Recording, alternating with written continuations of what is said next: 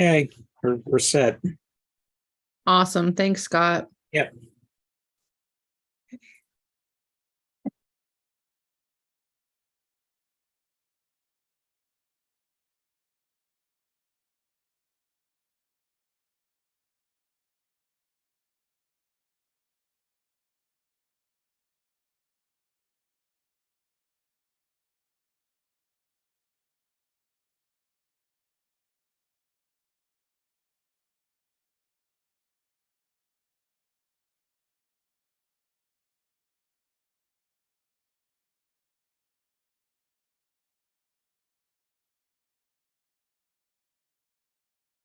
Hello, everyone, and welcome to the National Constitution Center. We are so excited that you are joining us today for Juneteenth, our nation's second Independence Day. To celebrate, we have a ton of programming happening in person in Philadelphia at the museum. Free admission, courtesy of citizens for any of you in the area who want to go check out the museum. But we also have online programs happening all day today. So we are very excited for our next programming starting in just a couple minutes. We have a wonderful scholar, Dr. Emily Blanck from Rowan University, who's actually writing a book on Juneteenth. So we said, please, please, please come hang out with us on Juneteenth and share a little bit about your research. We've got a couple minutes until we get started, but do me a favor, as I've been asking you to do all day, please feel free to test out that chat box. Let us know where you're tuning in from, who you are tuning in with. I see we have folks so far from Maryland, Pennsylvania, New Jersey, California. Very excited to have you all here today and to have Dr. Emily Blanck from Rowan University talk to us a little bit about her scholarship about Juneteenth. Very exciting. Hi, William. Looks like we have Texas here, originally from Texas, but now you're in New Jersey. Very exciting. We've got Philly represented. Welcome, Francis. It's always good to have Philly in the house. Very, very cool. Florida, very nice. Welcome, Cindy. St. Augustine. Let us know how the weather is wherever you are too. It's all very exciting. All right, I'm going to check in with our friends who are live at the center and make sure we're all good. And then we're going to go ahead and get started. Oh, hi, Emily again from Maryland. Welcome again. Yes, happy Juneteenth, where we are celebrating all day long with lots of fun programs. All right, let me check in on our friends who are live at the center.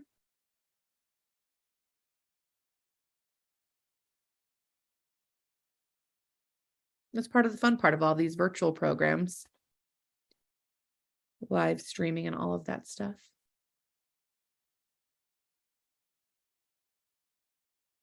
All right. While we're waiting to get started, I'm going to go ahead and pop in the chat a link to the National Constitution Center, our Juneteenth page, so you can see all of the fun stuff that we've got going on today. And you can continue your learning virtually or in person. We also have tons of classroom resources, lots of fun stuff happening. Oh, there's the National Constitution Center. Perfect. Get started in just a minute, folks. And if you have questions throughout, I'm going to do my best. I'm going to text my colleagues who are live at the center if we have any questions from our virtual audiences so that they can kind of run up on stage or kind of flag the scholar's attention and see if we can get some questions asked. But I'm really excited for this one. I think the book is called Remembering Emancipation. I'll be sure to post the information in the chat, but I think it's going to be a great one. I'm really excited to read it. Looks like we're getting set up. We're going to get our scholar on stage soon, and then we'll be off to the races. I will say that the program after this program, the one that's starting at 12:45 Eastern, is going to be a fun one. We have a kids town hall, but really everyone's invited, learners of all ages, where we have Henry Box Brown, a reenactor portraying Henry Box Brown, and then another one portraying the Bishop Richard Allen, who are going to share their stories about what Juneteenth and the 13th Amendment and freedom and equality, what it all means to them. If you are unfamiliar with Henry Box Brown's story, it's amazing. This is definitely a program to see. I'll give you a hint is that I don't think Box is his real middle name, but it's definitely an important part of his story. So make sure you tune into that. That'll be happening in about an hour after this program, our Kids Town Hall with Henry Box Brown and the Bishop Richard Allen. Our friends at the center assure me that they're getting set up now. We've just got a couple minutes until we get started. And I want to thank you all so much for being here today. This is a fun way to celebrate the nation's second Independence Day with programs. Now that sounds like it's working. Oh, it looks like Good morning, everyone, and welcome. Happy Juneteenth, everyone. I got to attend, I think, 5 or 6 Juneteenth celebrations this weekend. Just hopping around. It was really fun. Loved every single one. Each one represents a different neighborhood in their community. It's such a great thing. I know that 2 people in the audience did.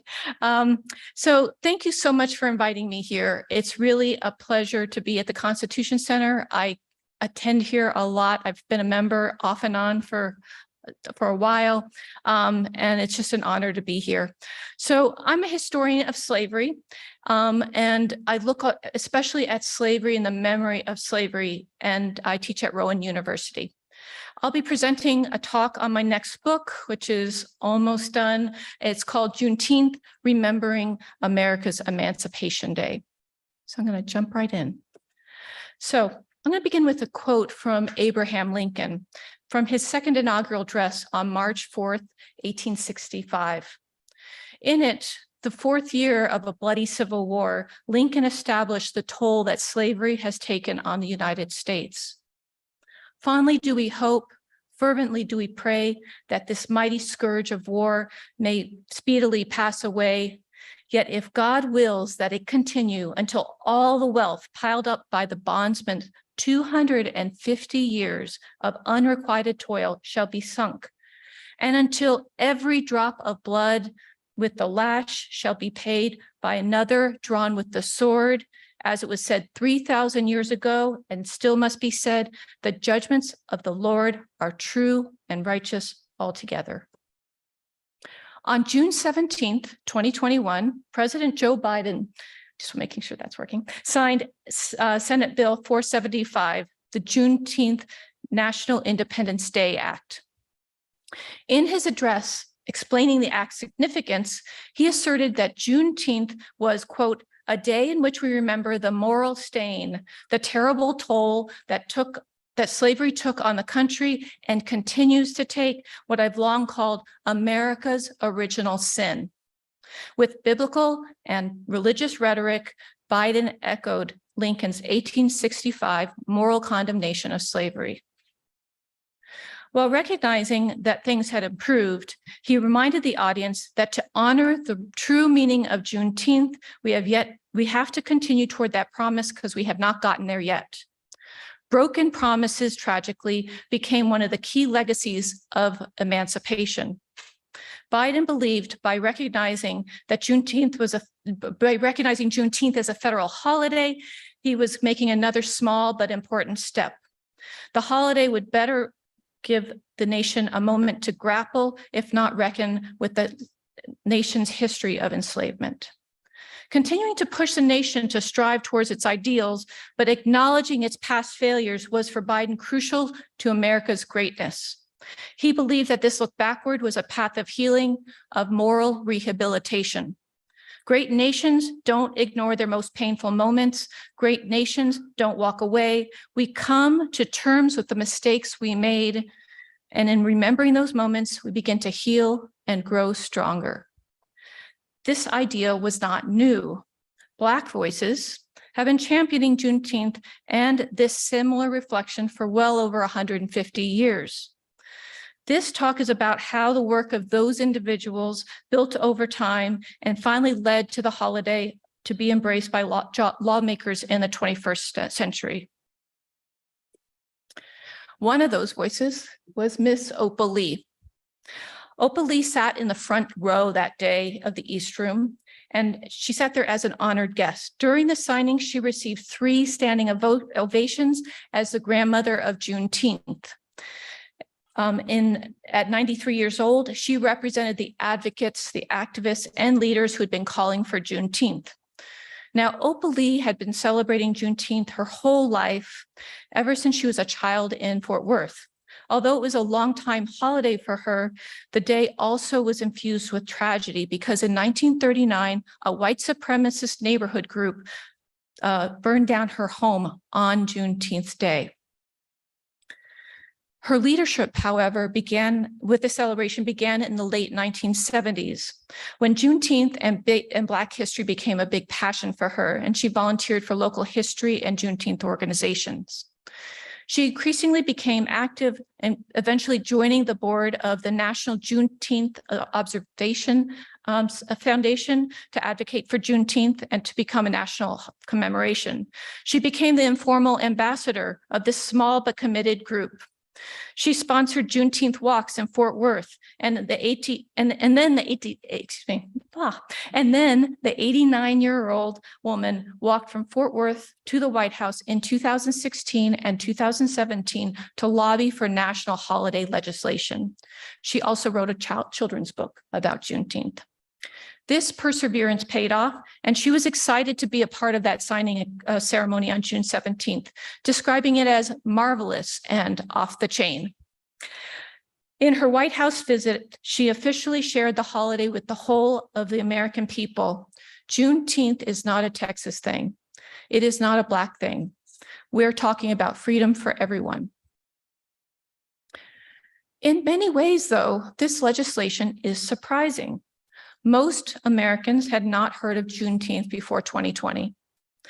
Many wondered why this new day was given the prominent status of a federal holiday. The new law seems sudden, but the holiday has a long and complex history stretching back over 155 years. The original ceremony commemorated June 19th, 1865, the day that the Union Army began to enforce Emancipation Proclamation in Texas, fully 2.5 years after the signing of the Emancipation Proclamation. In other words, Juneteenth recognized the long-delayed emancipation of Black Texans. It was not the day that slavery ended in the United States. Many Black Southerners were freed in the intervening 2.5 years with the Emancipation Proclamation. It was simply the last reading of the proclamation. And the full abolition of slavery didn't happen for 6 months later until the 13th Amendment was passed on December 6th, 1865. Now, we could have January 1st or December 6th as Emancipation Days. Those are days that recognize a federal act in freeing enslaved people. We have Juneteenth. Why Juneteenth? So to understand, we need to know why Opal Lee was so sure that Juneteenth was a day from Texas's history should be America's Emancipation Day. Why did Joe Biden and a nearly unanimous Congress agree? Remember, a unanimous Congress in 2021 was pretty unusual, right? The short answer is that Juneteenth proves to possess a resonance and a resilience inside and outside of Texas. I argued that there is a complicated core meaning to Juneteenth that evokes the moral tensions of slavery and the struggle for Black freedom in the United States. The great moral tension of Juneteenth centers on this simultaneous celebration of the end of slavery, a jubilant moment, and something even former masters embraced, and the acknowledgement of the continued enslavement of thousands and thousands of Black people in Texas for 2.5 years. The dual nature of this holiday gave it enduring resonance and the flexibility to evolve in a changing American society. Eventually, these characteristics enabled Juneteenth to evolve from small local commemorations to a national holiday. The growth of Juneteenth, I want to make clear, is far from inevitable. Juneteenth's story of delayed emancipation gave it resonance, but it was individual advocates that gave it resilience. Juneteenth is a day of independence, of freedom, and Black Americans have known for a long time that freedom was not a simple story in the United States. And a holiday that just offered a simple story of emancipation would not long appeal to the broader Black community, and it wouldn't sustain if people didn't continue to celebrate it. Juneteenth has the potential to be a celebration and to underscore those moral tensions. And so eventually the Black Texans helped celebrate, kept it continuing to celebrate into the 20th century. And then they traveled with it when they took it with them in the Great Migration. Other Southern states that would have Emancipation Days do not travel with their Emancipation Days outside of their state. But Black Texans took Juneteenth with them abroad. And while, excuse me, and sorry, I started talking off my script. And while often appearing to local white communities as a relatively benign holiday celebrating the no longer controversial end of enslavement, Juneteenth actually tapped into a long-standing core of African-American language of dissent, a language that is replete with moral recriminations and promises unkept, injustice, and terror. And African Americans have long demanded that America fulfill its promises of freedom, and in doing so, they implicitly and explicitly derided the moral failings of the United States, but still kept hope for its redemption. Both things happen, right? And we can see this in a long history of dissent in the United States. In 1777, Black Bostonians of the revolutionary Massachusetts noted in a petition to end slavery that they have in common with all other men a natural and unalienable right to that freedom among a people professed of the religion of Jesus. These themes of common humanity and of Christianity remained essential to the struggle to end slavery, the subsequent end of the fight for civil rights, and of Juneteenth celebrations. In 1852, abolitionist and orator Frederick Douglass directed a sharper criticism in his well-remembered "What to the Slave is the 4th of July" speech. He proclaimed, "For revolting barbarity and shameless hypocrisy, America reigns without a rival," right? Sharp. Yet, modern-day readers often miss that Douglass also began and ended that speech with hope. He noted that he united with all Americans in honoring the fathers of the Republic for the principles they contended. Douglass sought not to destroy America, but to push the nation to live up to its founding ideals. July 4th never became a moment of moral reflection, but Joe Biden's signature provided the nation a day for that reflection. A century later, in the equally remembered letter from a Birmingham jail, civil rights leader Martin Luther King Jr. invoked Christianity to attack injustice, to show, quote, "the good men of Birmingham," that the campaign for equal rights in the city was a part of the, quote, "gospel of freedom." King, like Douglass, believed that America was our great nation, and that those who protested ongoing discrimination against Blacks were, in reality, standing up for what is best in the American dream and the most sacred values of our Judeo-Christian heritage. Juneteenth celebrations could and did include King's message that African Americans had waited too long for freedom. Now, this flexibility of Juneteenth and its ability to include complex feelings of African Americans toward the United States ensured its resilience and allow it to spread as a festival throughout the United States and outside of Texas. But beginning in 2012, events catapulted the holiday into national consciousness.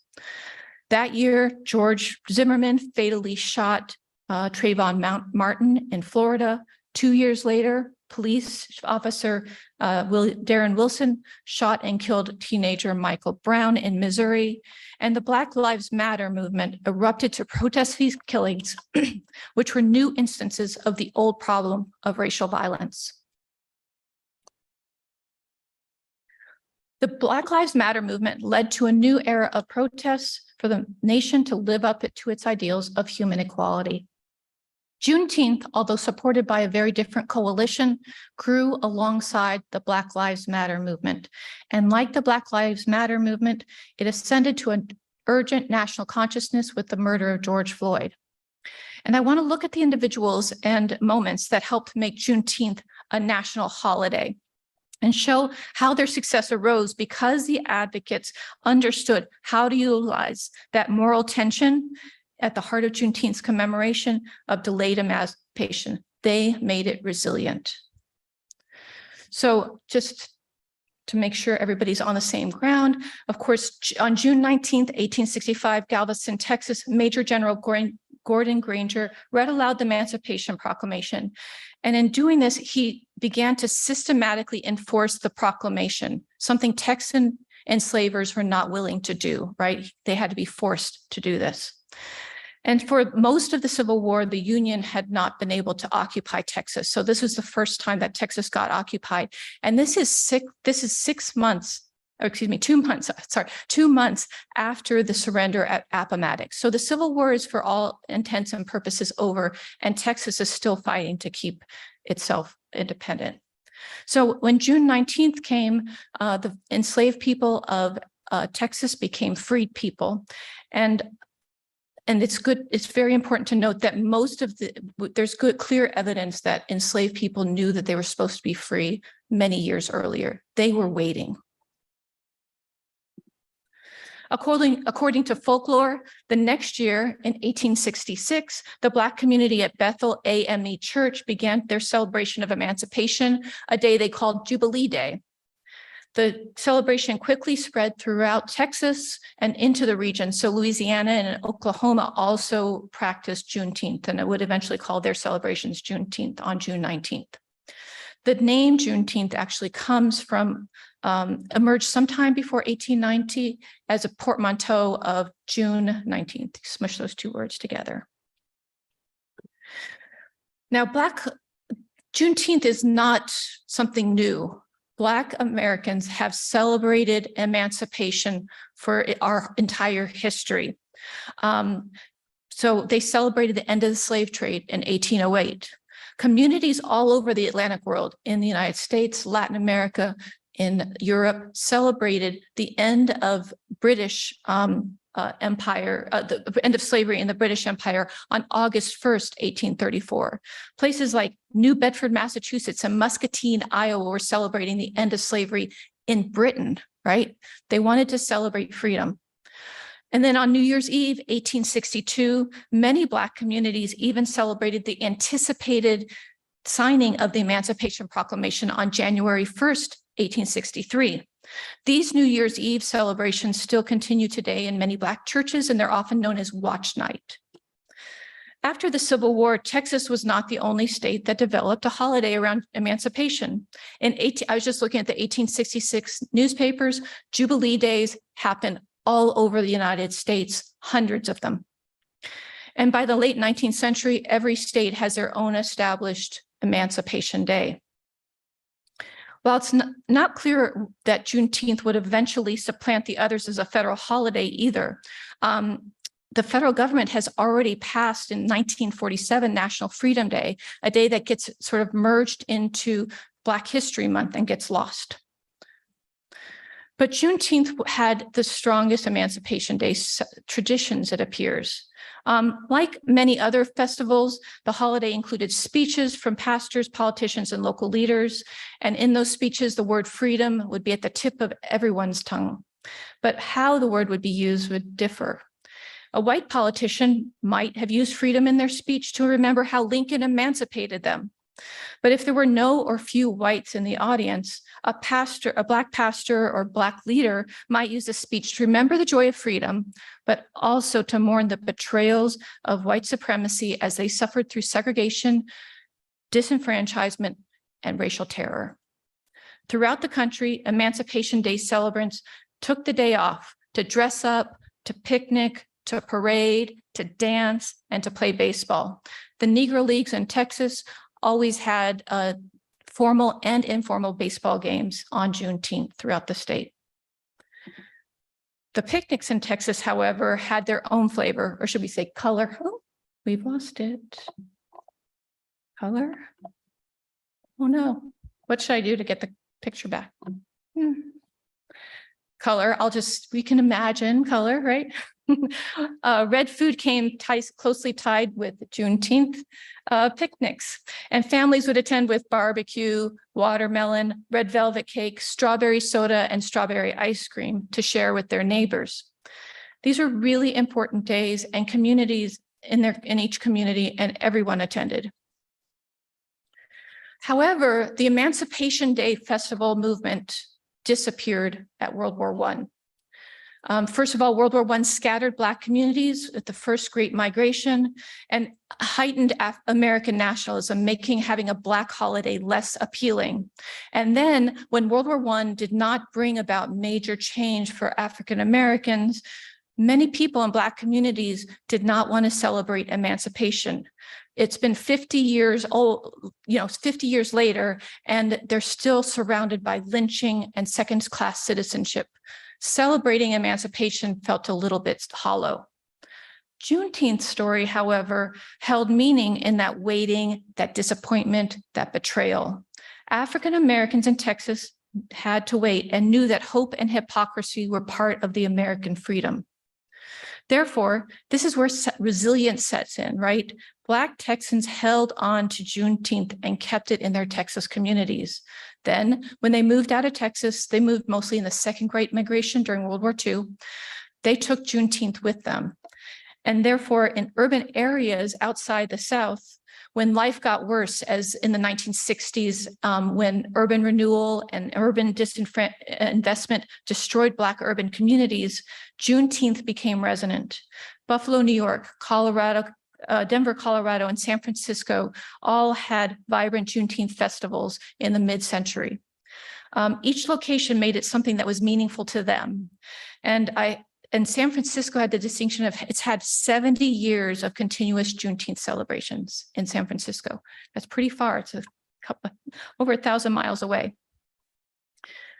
But Juneteenth would really transform in 1980, when junior Texas Congressman Al Edwards would successfully pass Juneteenth as a state holiday.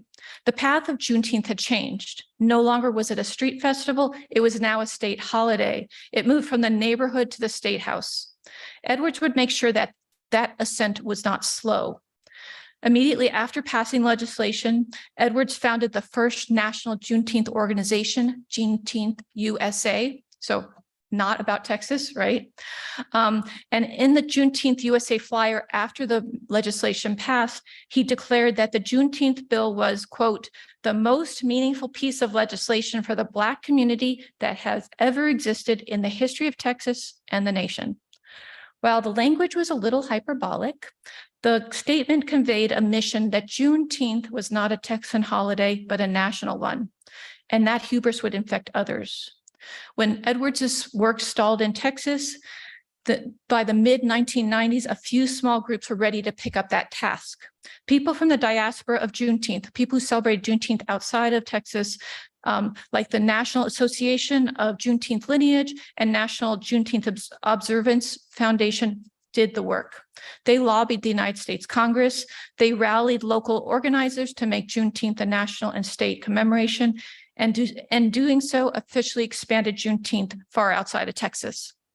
By 2019, Congress had recognized Juneteenth many times, as had many states.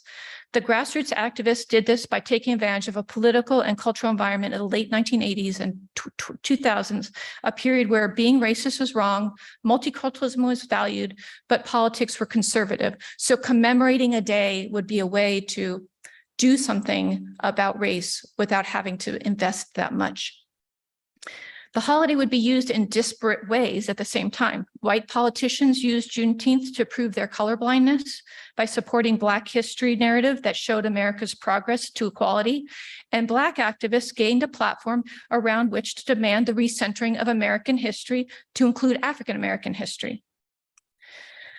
But I want to tell you about two of the main people who really drove Juneteenth to become a federal holiday. These are the kind of people who get lost in history that I don't want to get lost. First, Lula Briggs Galloway. She celebrated Juneteenth with her grandmother as a child in the Bay Area. So she was part of that San Francisco culture. Growing up with Juneteenth so far from Texas, she was socialized into thinking of Juneteenth as something that all Black Americans did. And it was a replacement of July 4th for her as she grew up. During the 1960s, she was active in the Black Panther movement. And there she, we can see this idea of Black pride and the centrality of Black history gave her a fertile inspiration. During the 80s and 90s, during the 70s and 80s, she would work to build Black institutions and organize festivals. When she moved to Saginaw, Michigan, she was shocked that no one knew about Juneteenth there, and she became committed to spreading the holiday and building a new organization, the National Association of Juneteenth Lineage. And she did this to help Juneteenth coordinators, but she also did it to help build lobbyists who would go to state to make it a state holiday. And then she personally went to United States Congress and lobbied for a commemoration. And then in 1997, both houses of Congress passed a commemoration. And then she focused back on working on the state and local celebrations. So I want to highlight that most people did not know about Juneteenth in 2020, but all the legislators knew about it in 1997. This is not a sudden thing for them. And they knew about it because of Lula Briggs Galloway. While they might have learned about Juneteenth from Galloway, they could not forget about it because of Ronald Myers. Ronald Myers relentlessly convinced legislators to pass resolutions of observance almost annually for 20 years. For Briggs Galloway, Juneteenth legislation was about promoting African-American history. For Meyer, he had deeper goals. He saw Juneteenth as a reparation, as an opportunity for healing. Ronald Myers was born in Chicago and moved to Milwaukee as a child. He went to medical school and then moved to rural Mississippi as a part of the National Health Services Corps. And when he saw that living conditions in Mississippi were no better than living in enslavement, he opened a family health clinic in Chula, Mississippi. He believed healing needed to happen within the Black and white community. He founded the National Juneteenth Observance Foundation, that's Opal Lee's foundation. And for Myers, Juneteenth would encompass 2 days. First day on June 18th, so essentially yesterday, would be a national day of remembrance. And it would be a day for the Black community to heal themselves, right? It would be focused within the Black community and to focus on the MAFA of slavery and its aftermath. MAFA translates to the Great Disaster. So for Myers, slavery was a disastrous event that was still unfolding. And as Black Americans still had not been freed from oppression.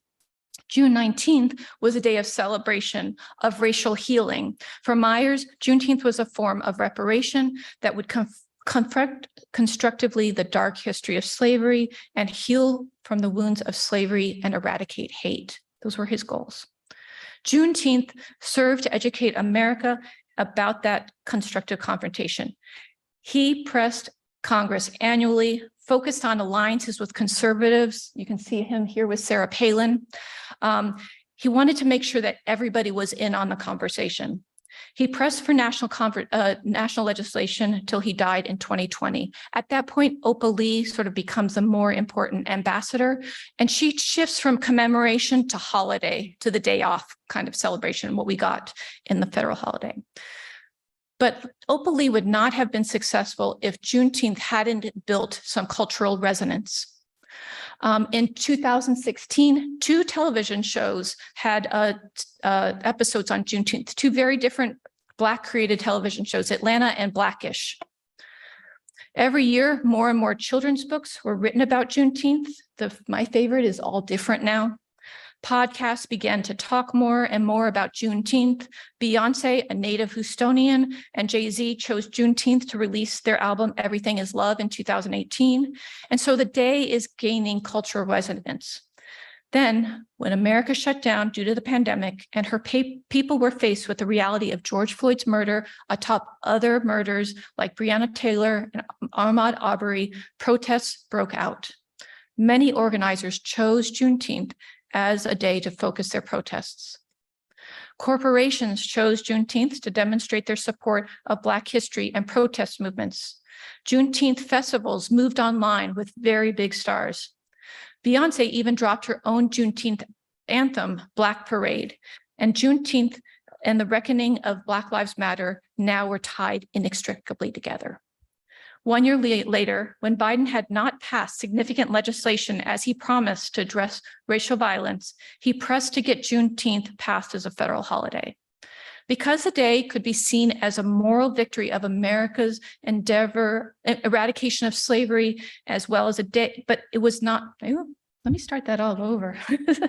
Because the day could be seen as a moral victory of America's eradication of slavery, as well as a day that emancipation was not enough, it received nearly unanimous support in Congress. Biden gave federal workers the next day off of work to commemorate Juneteenth. And Juneteenth was now the 11th federal holiday, a day to reflect on American freedom. Just want to conclude with King again. As a part of the Selma campaign in 1965, Reverend Martin Luther King Jr. pulled out one of his most powerful refrains, "How long? Not long, because the arc of the moral universe is long, but it bends towards justice." King was waiting for freedom, like the enslaved Texans 100 years earlier. Like 50 years later, when Charleston Black community was waiting for justice after Dylan Roof murdered 9 worshipers in the Emmanuel AME church, and a police officer murdered Walter Scott in 2015. The Black community has waited, has seen progress enough to have hope and to keep fighting for America to live up to its moral standard left in the Declaration of Independence. But Juneteenth is a moment for us to reflect and hope. It is a moment for Americans to do more, to act. The promises of Juneteenth don't happen passively. The moral arc of the universe bends towards freedom because of Americans, especially Black Americans, have bent it, have pulled it towards a more just and equitable place. The best way we can honor and remember the joy of emancipation is to continue that struggle to bring freedom to all. Thank you.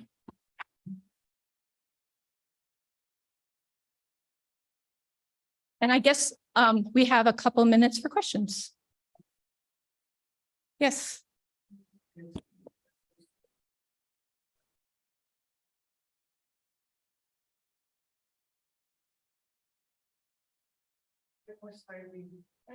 Oh, so Missouri, all Union states, it was ended on December 1965. Sorry, I should say back here.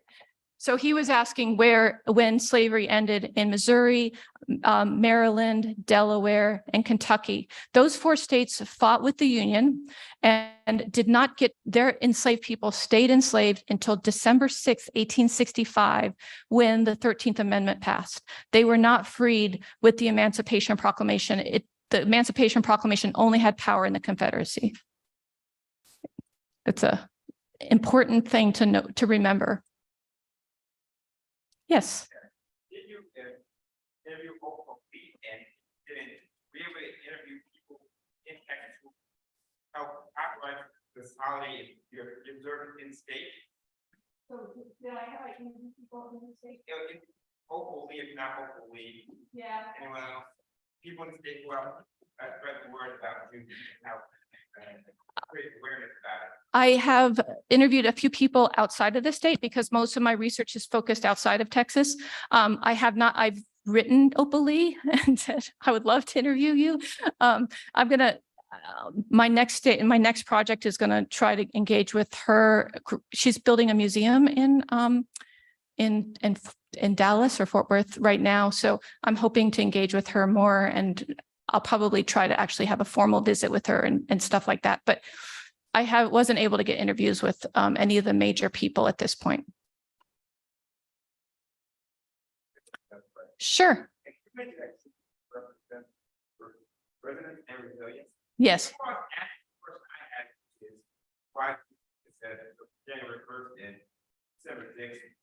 Was there a push from others to make either, well, January 1st already a holiday, but was there ever a push to make a holiday because it dawned on me after some time that Juneteenth didn't end slavery. Right. Because obviously I think it was the 13th Amendment, Mhm. and then slavery has also continued in other forms, but was there a push ever to make December 6th a national holiday? I looked for that. I can't find any instant, like there's a few places where they'll call it Freedom Day or something like that, but there's almost no real commemoration of December 6th, which in a way is really the more momentous day, right, in the collective American history. We get Juneteenth, I think, in part because it's in the middle of the summer, right? It's a nice complement to July 4th, but also just because Juneteenth has a different story and has these people who then advocate for it. It's all about the people, right? It's about whether people are celebrating it and continue to celebrate it. And Juneteenth had that excitement behind it. And, you know, there's lots and lots of other days that could definitely be it. And January 1st is really the other contender because Watch Night is actually really celebrated in a lot of communities still. But Juneteenth rose to the top because of these because of Lula Briggs Galloway and Ronald Myers, who are really just pressing Congress to see this as America's Emancipation Day. And it creates all kinds of confusion. I can't tell you how many people told me, you know, are standing up in front of Juneteenth festivals saying, this was the day slavery ended for all of America. And I'm like, no, but that's okay. But it's important to remember that slavery ended and why it ended and where we are and what it meant. And that's what Juneteenth offers an opportunity to do. Any other questions? Yes. This is a little off the track, so feel free to. But yesterday there was a lot of coverage about Juneteenth, and among the points I took away from it was that as the people heard the readings and were rejoicing, there was also this message of, but you can't be idle. There will still, and it sounded like there was foreboding or something about that. I wonder if you. Well, the order itself says that you will continue to work. You're free, but you're going to keep on working. So that's one of the places where that comes from. And the early period of Reconstruction in Texas was a really bloody affair for Black Americans, Black Texans. It would even after June 19th, there's a lot of evidence that people, when formerly enslaved people tried to leave their plantation, tried to go find their families and things, they were murdered. There's like this, there's you know, dogs being hunted. So it took a long, you know, this was not an easy, clean break, right? June 19th didn't transform everything, but the Union Army was forcing the Texan. There is, however, a lot of statements saying that you're free, and this gives power to the formerly enslaved people to stand up, right? And as a Freedmen's Bureau would come in and, you know, just a couple months later, they would help with that transition, but it was not an easy transition. Yeah. I'll go to the back again, then back up front. Yep.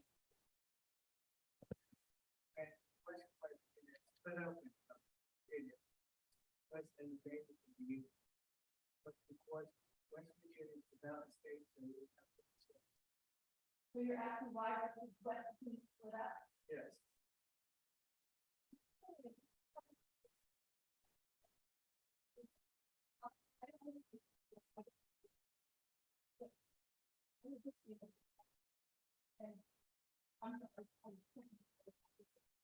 Why would it be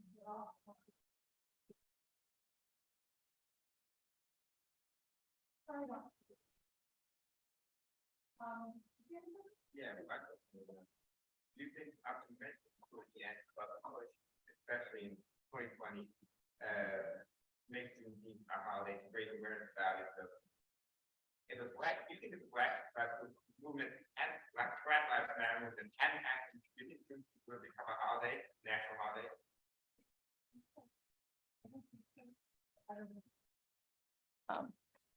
I mean, I think Opal Lee's incredibly charming and wonderful ambassador, but I don't know if people would have pushed for. It was such a convenient half measure for both Congress and for the president to make, and gave them something easy to do. I mean, in 2020, like 2020 is really the first time it comes up as a real holiday as legislation. There's a chance it might have became a more official commemoration before then without it. But I think the Black Lives Matter movement and the cataclysmic impact it had on American politics was really, really important too. It's becoming a holiday. So I was writing a book about something that I was calling it America's Emancipation Day, and it was kind of like a metaphorical thing until 2021. Any other questions? I know they have another event coming up pretty soon. I'm happy to chat with anybody who has any other questions. Have a great day. Happy Juneteenth, everyone.